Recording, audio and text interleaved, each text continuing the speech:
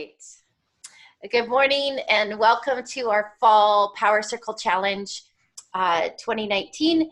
Very excited to be welcoming you to day 6, where our theme today is realizing reciprocity. And I'm super excited and happy to welcome my co-host and co-facilitator today, Jayanne Gilfoy. Good morning, Jayanne. Good morning, Charlene. Thank you for joining on a Friday. And I'm just going to, as I usually do, I'm going to read a brief intro to Jayanne, a bit of a formal intro. And then I'm going to let her ad-lib a little bit more of what she'd like us to know about her as a leader. And so Jayanne is the CEO of the Van City Community Investment Bank. And Jayanne is a visionary leader. Her gifts include developing high-performing teams with a future-oriented focus that brings the focus on people, purpose, and profits, all operating at their highest potential. So you can imagine that there's a few things about Jayanne that I absolutely love in terms of alignment and congruency. And Jayanne, what would you like to add to that? Just that's maybe not quite so formal that I'm not mentioning this morning.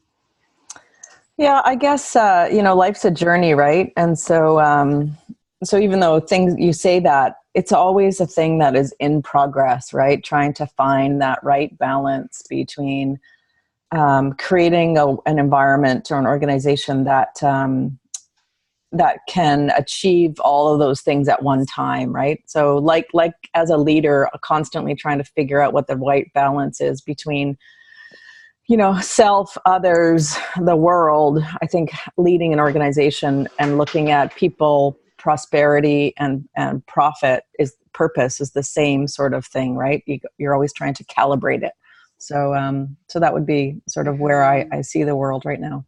Yeah, exactly. And you're definitely, the organization is role modeling a new way of doing business, which in and of itself, it's hard enough. It's challenging enough. I won't say the word hard, but it's challenging enough to run a business that's completely successful, focused on one area, profit, right? Yeah. And so to be role modeling this new economy and a new way of doing business takes not only a lot of courage and the ability to be brave, but just thinking like in ways that blow people's minds. I think, but I love it.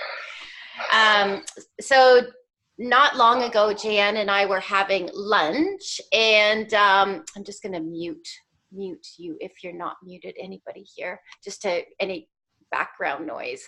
Jayanne and I were having a meeting, and it was interesting because just as I was working on the content development for the PowHErcircle, we started talking about reciprocity. And I love the conversation that we were diving into. And so I'm hoping that today is kind of an extension of that conversation.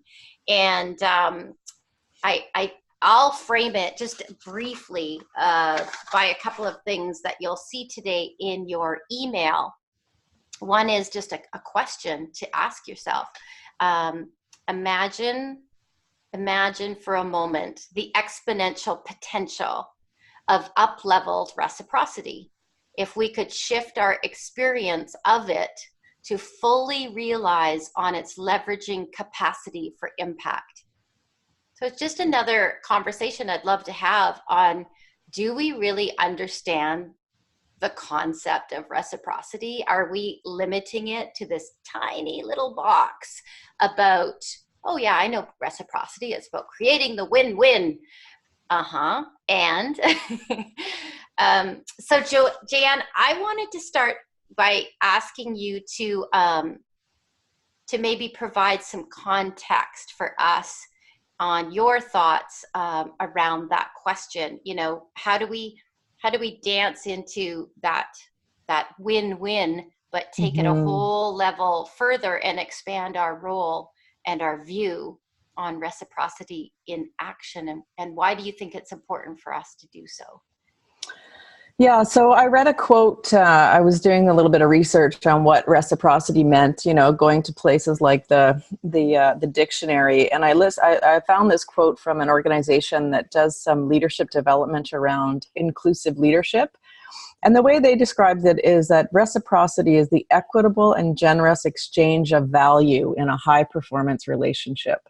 And so I liked that because I think that's what it is, right? So I think people think of reciprocity as a win-win, like it's just a way to behave. But I think reciprocity is a way to be able to do things, right? So, and I think, as I learn more about the Indigenous community, as I learn more around, I think our natural state as women, how we naturally behave, and I put us into the context of, the competitive environments that we've all grown up in, and the fact that, we mostly are in a win-lose world, right? So whether it's business or sports or whatever, there isn't always that sort of I do something for you and you do something for me, and it's a natural ecosystem, or it's a natural system that emerges. So what I like about reciprocity is that I think it is not meant to be just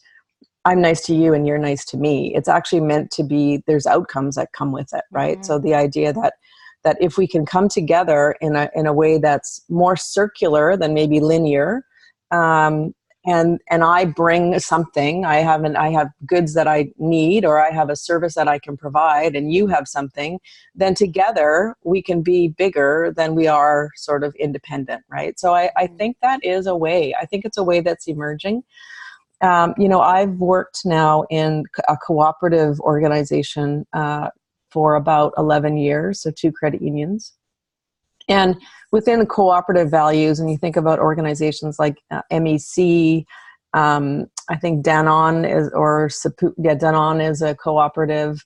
You look at that sort of structure, and reciprocity is one of the main kind of core values. So as a membership organization, I bring my money, or I bring my my value, and out of that I get an exchange. I get something back. So I think it's a natural state in cooperative businesses, but I think you're starting to see it emerging. I think you're starting to see it emerging, whether it's in the emergence of B Corps, or this whole purpose-driven movement.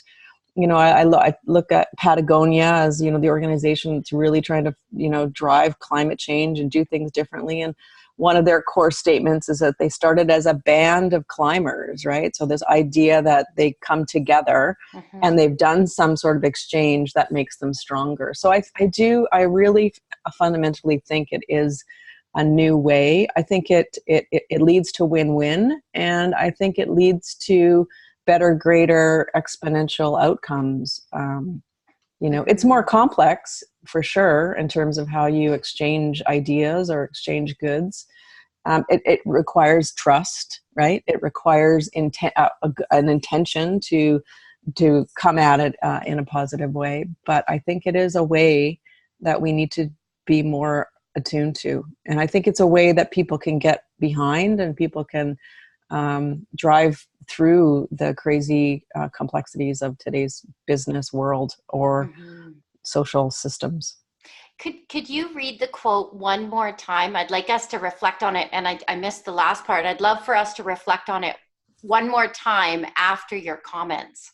Yeah, it's the equitable and generous exchange of value in a high performance relationship. Gosh, I love that definition. Yeah, right? Yeah, I really do. And what I love on it, just to riff on it for a second, is the word equitable. It balances with outcomes that you mentioned, and the exchange. And I know that one of your gifts is creating these type of partnerships, like bringing these type of partnerships together, at least for conversations, because I think in a new way of doing business, in a new economy where you are trying to bring together, people and profits and purpose, there's different players at the table. And I just don't think that we're going to get there Mm-hmm. until we fully recognize and realize this definition of reciprocity. That's right. I also like the word generous in there, right? Because Mm-hmm. I think that's the key is I think reciprocity doesn't work when you come at it that I have to get something out of this, you know? Mm-hmm. I think for me, reciprocity means I'm going to be generous in what I'm giving, whether it's my ideas or time or connecting people. I'm going to be generous in doing that. And then out of that, something comes back to me, right? Like, Mm-hmm. and it might not be an exact thing of what I needed in that exact moment, but it'll come back to me in a much bigger way, right? Mm-hmm. So whether that's through that, it introduces me to something else, or it introduces, like, there's, right, the network effect, I think, is something that really is grounded in reciprocity, and grounded, I think, in that sort of statement around equitable and generous exchange, right? So Mm-hmm. that's how networks grow, right? They grow because people come at it with intention.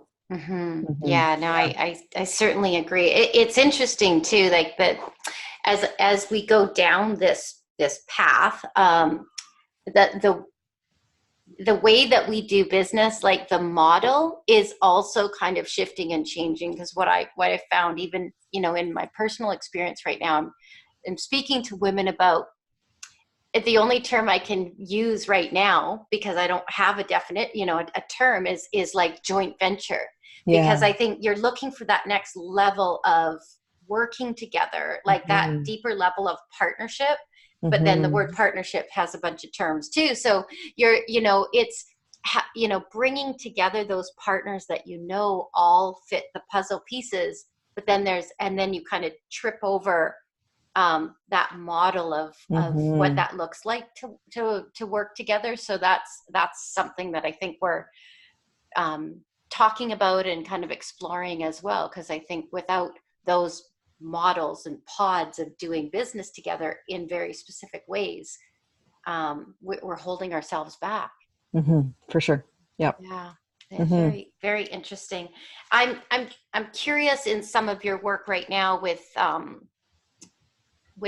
the bank, with community building, um, you know, bouncing between the East and the West, like, just Mm-hmm. this experience. It's like the new frontier.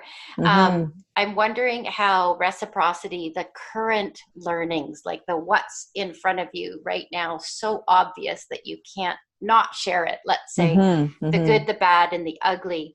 Um, what's your current experience with reciprocity, and where or how are you most eager to see it improve? Yeah. So I think if I think back to how I started on my leadership journey to think about reciprocity, and I didn't call it reciprocity at the time, but about 10 years ago, I read a book called "Love is the Killer App," Hmm. and it was written by a guy who was the CMO, Chief Marketing Officer of Yahoo. I don't even know if Yahoo's still around, but anyway, and the idea was that that we hold on to ideas as power. So our power comes from knowledge and we control it, right? So think about that competitive world that we just talked about. We kind of control our knowledge.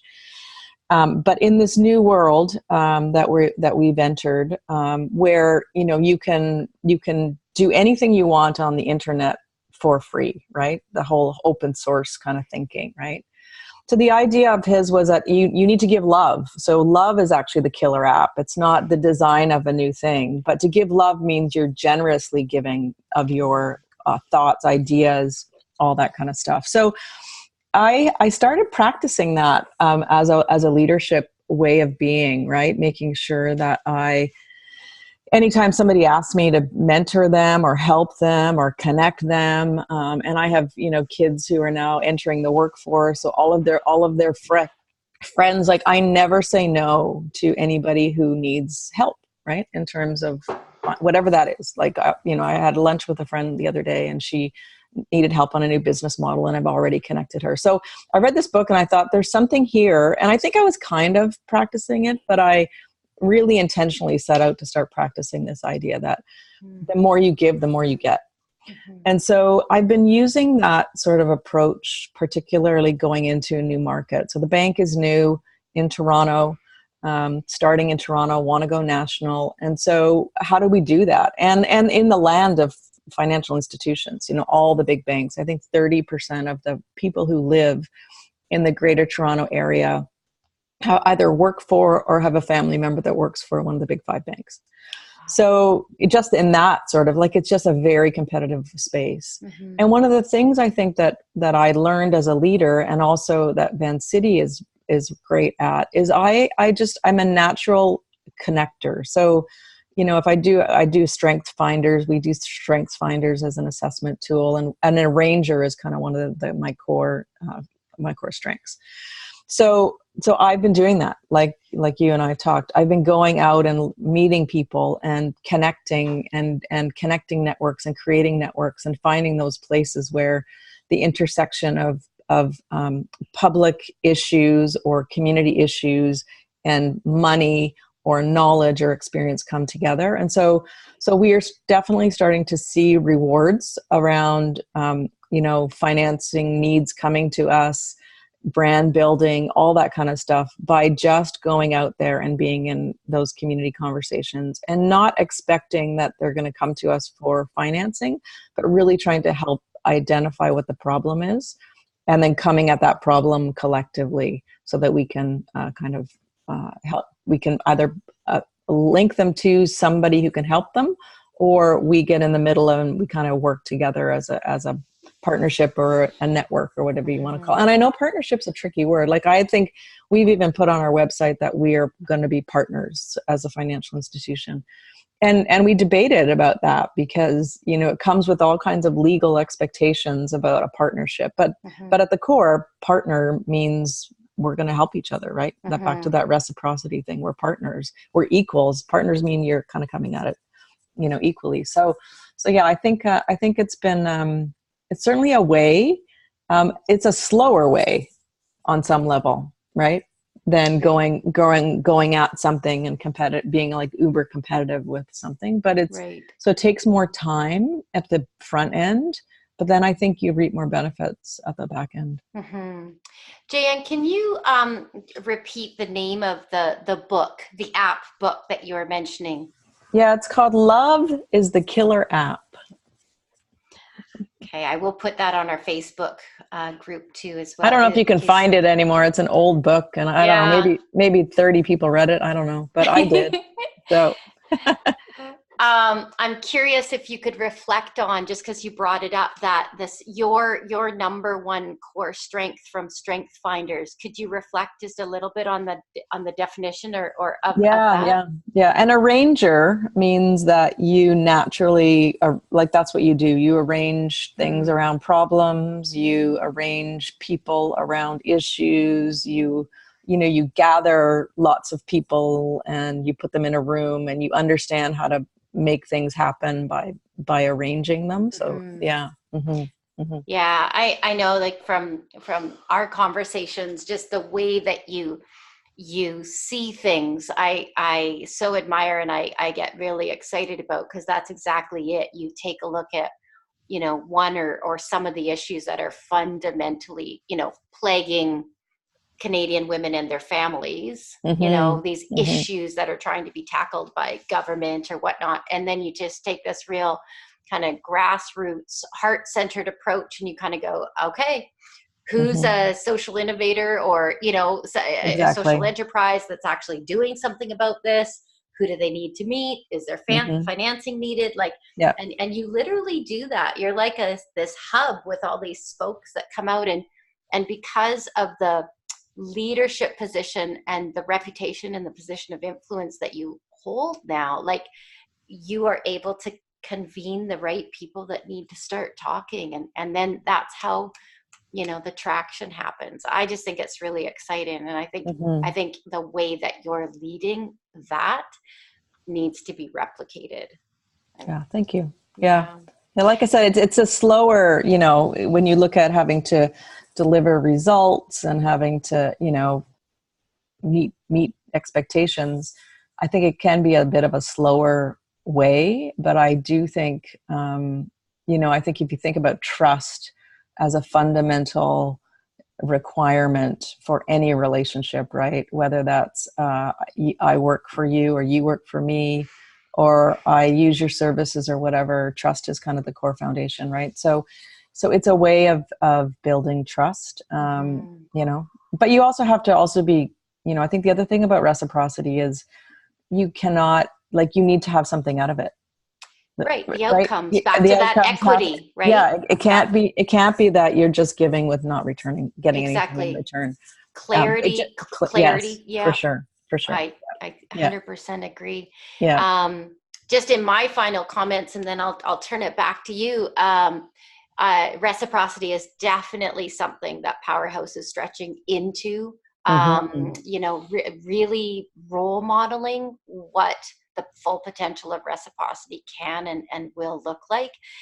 We're using media as our vehicle or hub to pull Yep. together and to help make those connections, and to find women leaders and that are, I'm going to say, in some way positively disrupting systems and patterns and beliefs and industry Mm-hmm. and whatnot that no longer work, that need, Mm-hmm. and we're doing everything we can to not only support them, because that Mm-hmm. almost doesn't feel enough, like Yep. Yep. to actually work with them, to walk beside them, and to partner with them to see where we can take that. And Mm-hmm. that's what reciprocity is showing up as in my life right now. And Yeah. yeah, Yeah. any final thoughts today? Any closing You remarks?